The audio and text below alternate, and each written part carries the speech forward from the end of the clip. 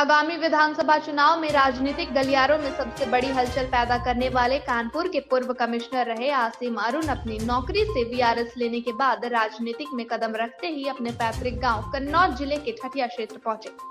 आसिम अरुण के वीआरएस लेने के बाद राजनीतिक गलियारों में जबरदस्त अटकलें थी कि आसिम अरुण अब चुनाव कहां से लड़ेंगे, जिसके बाद ये साफ नहीं हो पाया था कि किस पार्टी में आसिम अरुण जाएंगे। लेकिन भाजपा की सदस्यता लेने के बाद आसिम अरुण ने आज मीडिया से बात करते हुए दबे और कुछ खुले शब्दों में बहुत सारी चीजें बयां कर दी। उन्होंने कहा कि भाजपा ने कुछ ऐसी अनूठी चीजें मुझे साझा की कि जिसके बाद मैंने ये मन बना लिया है कि राजनीतिक में आगे समाज की सेवा करूंगा। मेरा पुलिस विभाग से अब कोई मतलब नहीं है। वहीं पत्रकारों के द्वारा पूछे गए सवालों पर बिल्कुल बेबाकी से आसिम अरुण ने जवाब देते हुए कहा कि मैं जनता की सेवा करना चाहता हूं।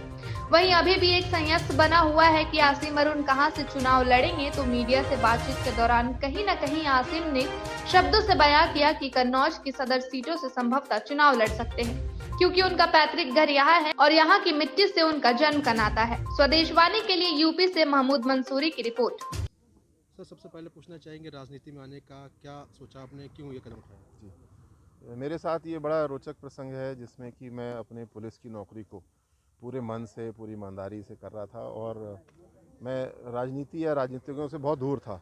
लेकिन ये भारतीय जनता पार्टी के शीर्ष नेतृत्व का बहुत बड़ा विजन है, एक कल्पना है, जिसमें मेरे जैसे लोगों को जो अपने फील्ड में अच्छा कर रहे हैं उनको एक अवसर दिया जा रहा है कि आप आइए, लोक सेवा में जुड़िए और लोक सेवा में जुड़ करके नया और अच्छा काम करिए। मेरे लिए डबल सौभाग्य है क्योंकि मुझे वापस अपने पैतृक निवास कन्नौज अब और ज़्यादा रहने का मौका मिलेगा। हमारा घर है, यहाँ पे पिताजी ने एक संस्था बनाई है, स्कूल है, उसको हम लोग देखते हैं, लेकिन अब हम उसको और गहराई से देखेंगे और पूरे क्षेत्र में काम करने का अवसर मिलेगा। जाने को आप किसी भी दल में जा सकते थे, भारतीय जनता पार्टी क्यों चुनी? मैं किसी भी दल में नहीं जाता। भारतीय जनता पार्टी ने इतना अनूठा सुझाव मुझको दिया और उस पर मैंने विचार किया। लेकिन जो मूल्य हैं, ईमानदारी, शिष्टाचार, सबको साथ लेकर के चलना, समावेशी जीवन रखना, ये मेरे आधारभूत मूल्य हैं और मैं देखता हूँ ठीक यही आधारभूत मूल्य भारतीय जनता पार्टी के हैं। सबका साथ, सबका विकास, सबको साथ लेकर के चलना। ये जब दोनों चीज़ों में कोई अंतर नहीं है तो केवल अंतर ये होगा कि हम किस काम को कर रहे हैं। दिशा और तरीका, इसमें कोई अंतर नहीं होगा और मैं ये कभी नहीं चाहूँगा कि मेरे पिताजी की या मेरी ईमानदारी की छवि में कोई भी आँच आए। मैं लोक सेवा को बिल्कुल पारदर्शी तरीके से करना चाहता हूँ, कम खर्चे वाले तरीके से, कम पैसे वाले तरीके से करना चाहता हूँ। चुनाव लड़ने की बात भी कही जा रही है, काफ़ी सुर्खियाँ हैं ये चीज़ें, तो क्या ऊपर से हाईकमांड से आदेश है?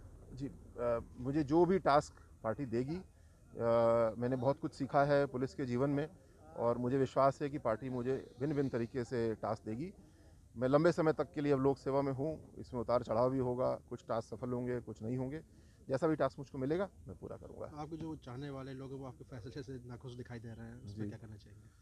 वो एक दिन सब लोग बड़े परेशान थे कि भैया ये क्या कर दिया, क्योंकि कोई भी नहीं चाहता कि उनका बच्चा या उनका प्रियजन कुछ खतरे वाला काम करे और जहाँ सब कुछ जीवन मखमली चल रहा हो।